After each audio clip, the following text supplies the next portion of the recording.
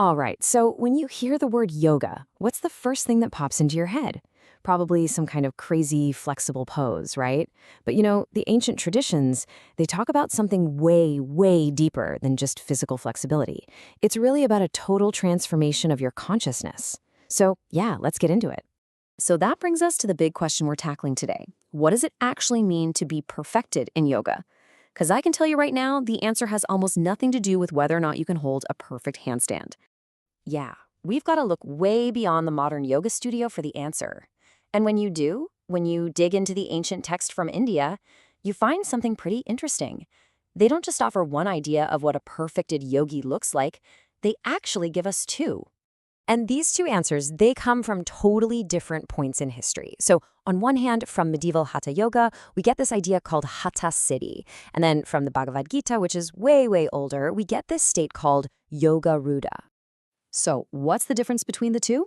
Well, if you boil it right down, Hatha Siddhi is all about mastering the physical body and all its subtle energies. But Yogarudha, that's all about mastering the mind and, that constant chatter and all its ups and downs. So you see, one path starts with the body and the other one starts with the mind. Okay, let's zoom in on that first one, Hatha Siddhi. If you translate it literally, it means accomplishment through disciplined effort. Hatha actually means force or effort, and siddhi means accomplishment or even perfection. So you can see right away this is all about achieving mastery through some pretty intense, dedicated practice. All right, what about the other one, Yoga Arudha?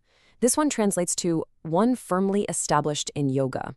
So yoga means union, we know that one, but Arudha means mounted or established upon, kind of like being firmly seated on a horse. You see the difference? This isn't about striving for something new, it's about being totally steady and settled in that state of yoga. Okay, so let's really dig into that first path, the path of the body. To get what Hatha Siddhi is all about, you have to think of it as a complete transformation of both the mind and the body working together. Now, this is where it gets really cool. Look at these signs of accomplishment. They might sound a little mystical, but they map almost perfectly onto modern physiology. We're talking about a system for total well-being from the ground up. You've got energetic harmony, basically a balance system. You have mastery of prana, which is like learning to regulate your own autonomic nervous system. Then there's the rock-solid physical stability in your postures. It all builds up, leading to this heightened awareness, a state of peak health. And it all leads to that final goal, samadhi, or complete mental stillness. Okay, so let's switch gears and look at that second path now, the path of the mind. With Yogarudha, the whole game changes.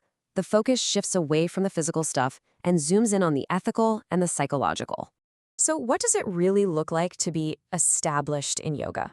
Well, according to the Bhagavad Gita, it's all about training the mind. It means developing real emotional independence. That's what renunciation of attachment is. It's about self-mastery, that feeling that you are in the driver's seat of your life. It's about building incredible psychological resilience or equanimity, so you're not thrown off balance by every little thing. It's basically the art of cultivating a mind that is just unshakably steady. And the Bhagavad Gita has this absolutely beautiful way of describing the state of mind. It says it's like a lamp in a windless place. Just picture that for a second. The flame isn't flickering, it's just perfectly steady, unwavering, and bright. That's the goal. Okay, so we've got these two very different sounding paths, right? One kicks off with the body, the other with the mind. But are they really heading to different places? Or do they end up meeting somewhere? Let's take a look. This chart really breaks it down nicely. You can see Hatha Siddhi on one side, totally focused on the body and breath, using physical postures and breathing techniques. It's got this kind of tantric ascetic vibe. Then you've got Yogarudha over here, all about mental balance through things like detachment and meditation, coming from a more philosophical place. But here's the most important part, the real kicker. Look at the goal. Even though their methods are totally different, they're both aiming for the exact same thing, samadhi, that state of absolute mental stillness. And really, that's the whole point. You can think of it like two different trails leading up the same mountain. It doesn't really matter if you start on the path of mastering your body's energy or on the path of cultivating a calm, detached mind. Both trails are designed to get you to the exact same peak, a state of completely stable, undisturbed consciousness. And look, this is not just some dusty old philosophy we're talking about. These ideas are unbelievably relevant right now, today.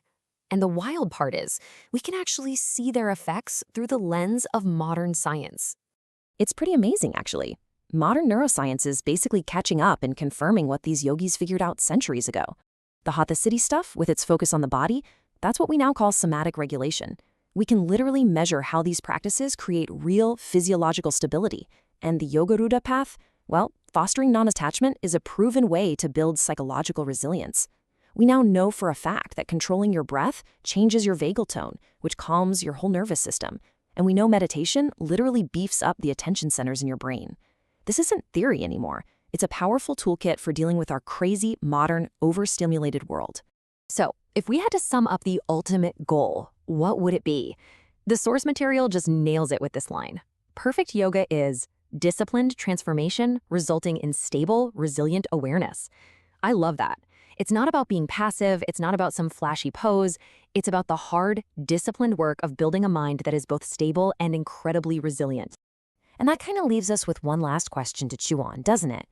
In this world we live in, with notifications buzzing and endless distractions pulling at us, which path is more urgent right now? Do we need to focus on building a stable body first? Or is it all about cultivating a steady mind? Or maybe, just maybe, as these ancient traditions seem to suggest, you can't really have one without the other. Maybe they're just two sides of the very same coin.